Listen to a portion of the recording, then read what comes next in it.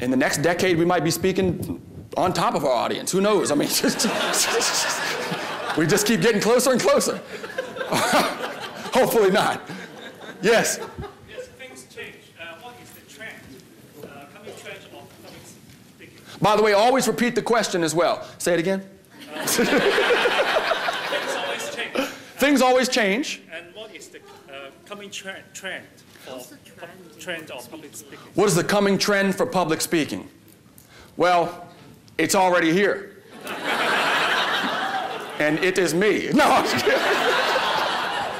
The coming trend for public speaking is stories. That's the bottom line, stories. You know, back in the day, you could stand up there and you can preach and you could say things and you can use analogies and you can use wisdom and quotes and all these. That's great and that's fine. But the coming trend is already here and it's stories. And stories is going to be here for quite a while. Storytelling is the way to go. Another question. Do you have anything to add if the audience is forced to be there? Do you have anything to add if the audience is forced to be there? Boy, that is a great question, because there are a lot of times I'm speaking, and I'm not speaking to people who came to see me. Okay, I'm speaking to people who came because their boss said, you got to go. That's a tough situation. And you know what I do many times? I'll address it up front.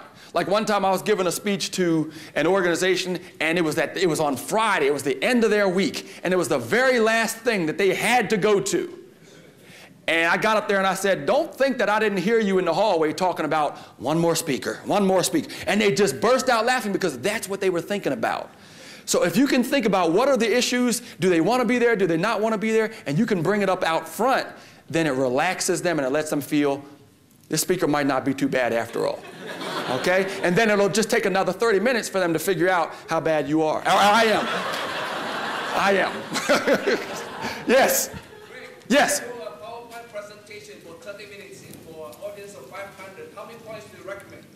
If you Presentation, 500 audience, 30 minutes. How many points do you recommend? 3.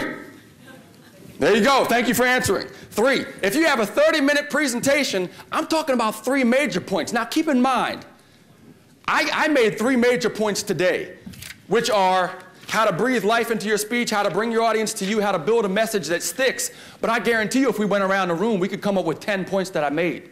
But I segmented them into 3s because people remember in 3s. So that's very important. You had a question?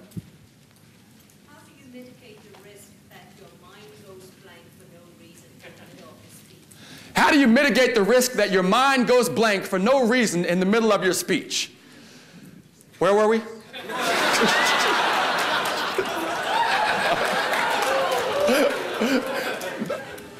Here's what I tell people all the time, and this is important to understand.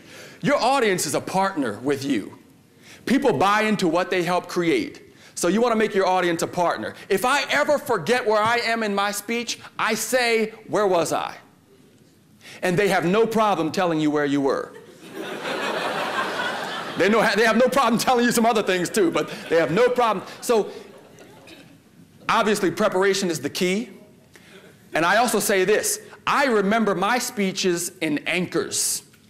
I remember my speeches in anchors, which means what anchor comes next. The anchor is the thing that helps you remember. So I just remember what story is coming next. And then, of course, I know what point goes with that. Then I remember what activity might come after that. And then I know what point comes after that. And then I know what story might come after that. So if you remember your speech in anchors, you're never trying to memorize it word for word.